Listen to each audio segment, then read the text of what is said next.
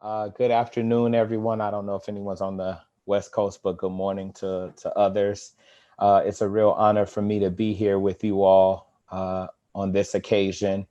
It's my hope with my time with you all that I can contextualize a little bit of what's going on in the streets and in the cities across the country, and also hopefully leave you all a little bit inspired to continue to do the amazing work that each of you is already doing. It is said that when America catches a cold, Black people catch the flu, which is to say that when America catches a virus, that our people catch hell, which is to say that we have been in crisis since our young lungs first stung with American air, or that we were always a paycheck away from a crisis, or a broken tail light away from a crisis, or an arrest away from a crisis, or a hurricane or a slip and fall away from a crisis, which is also to say that for the last few months, millions of Americans are now feeling the isolation, the worry, the nervousness, the anxiety, the pain, the lack of control over our tomorrows that we Black Americans have felt for generations. As we gather today on Zoom, history is being written. New stories are ascending from cities in all 50 states and around the world. And the scribes, the playwrights, the griots, the directors of this international drama are once again Black people who dare to utter what is too often unsaid. Black people who dare to demand what is undone. Black people who dare to undo what is deemed done. They are etching a new chapter both in the sordid history of this country as well as the resilient revolutionary history of our presence in it. And it is no coincidence that media, Black media, stands and must continue to stand center stage. Yes, it is true, and it is important to acknowledge that the rage and love that we see playing out across the world is the product of a great accumulation of grievances visited upon us by this empire we call the United States. Centuries of being starved, exploited, poisoned, murdered, raped, lynched, disenfranchised, ignored will absolutely cause even the strongest people to erupt. We also cannot deny that in the midst of this crucible moment, the camera acted as a catalyst. Here, captured however crudely, the tragedy of our lives and deaths in this country was narrated once more. The media moved this country. Still, it must be acknowledged that we have seen this scene before, many times before. They are always jarring, but they're not new.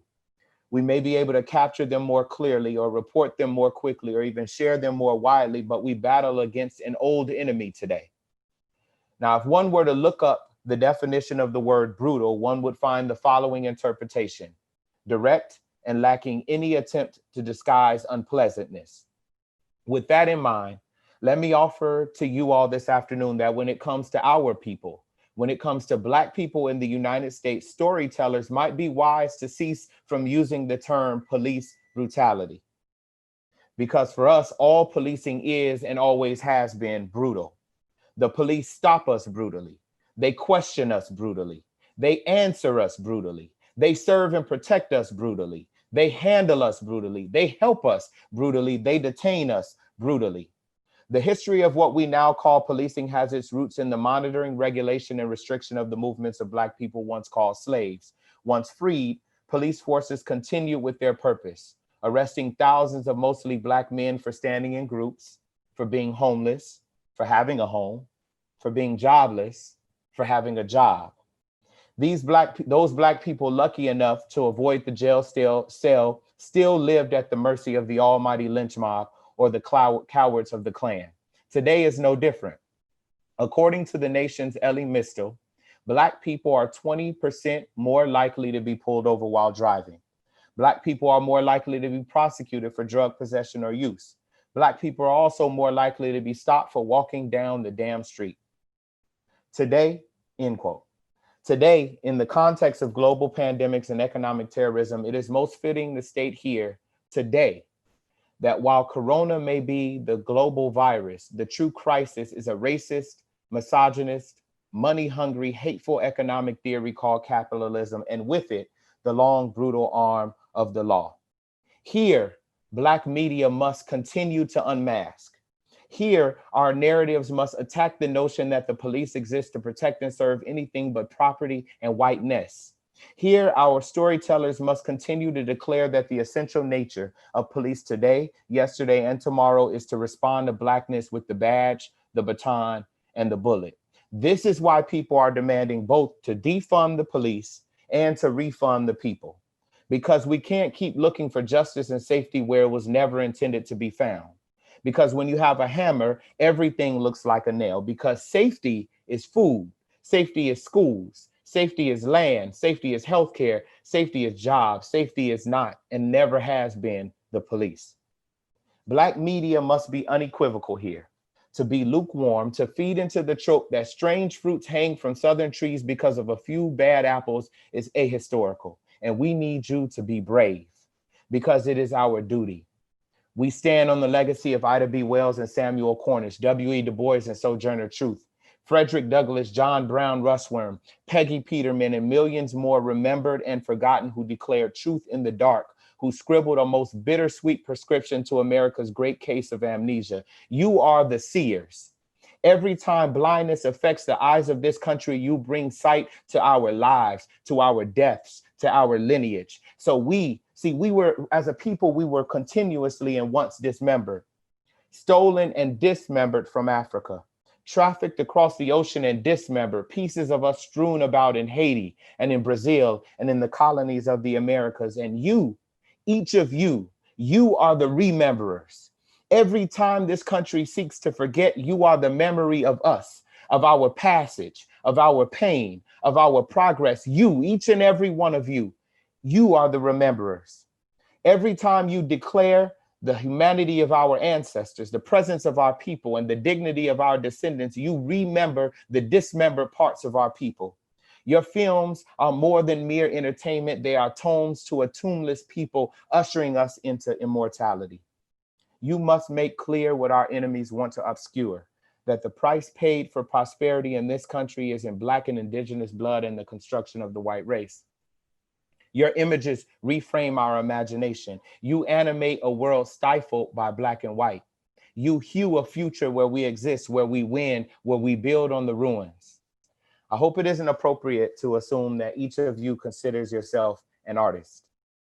My charge to you this afternoon is that you remember that we remember Paul Robeson, that we hear his baritone bellow to each of us that artists are the gatekeepers to truth, that we hear Toni Cade Bambara when she says to each of us that it is our duty as writers and as artists to make revolution irresistible.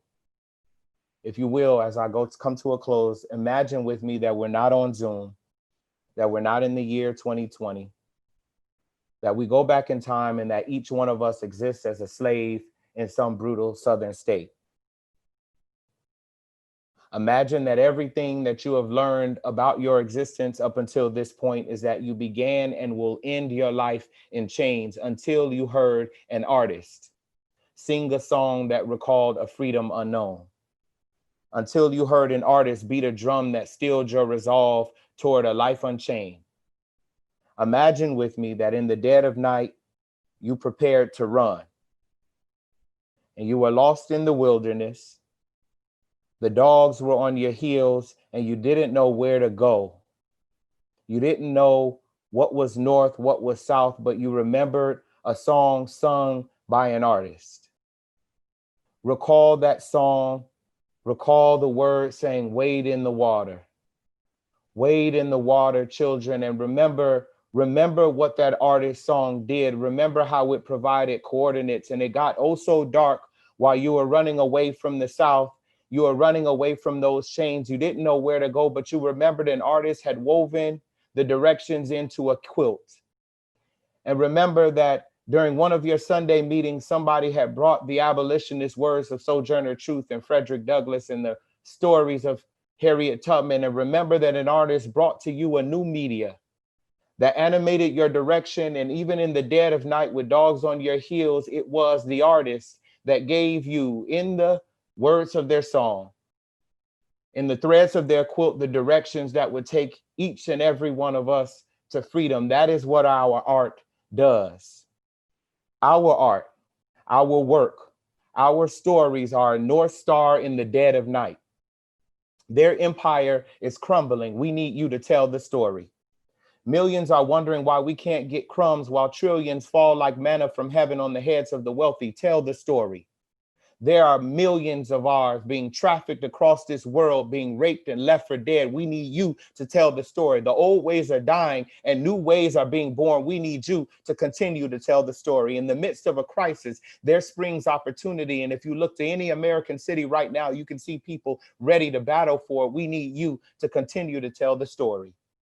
As I close, I humbly ask that each of you all take a moment to be still in the midst of all of this chaos. There's so much turmoil going on. There's so much confusion. But if we listen, we can hear the still small words of one brother, Marcus Garvey.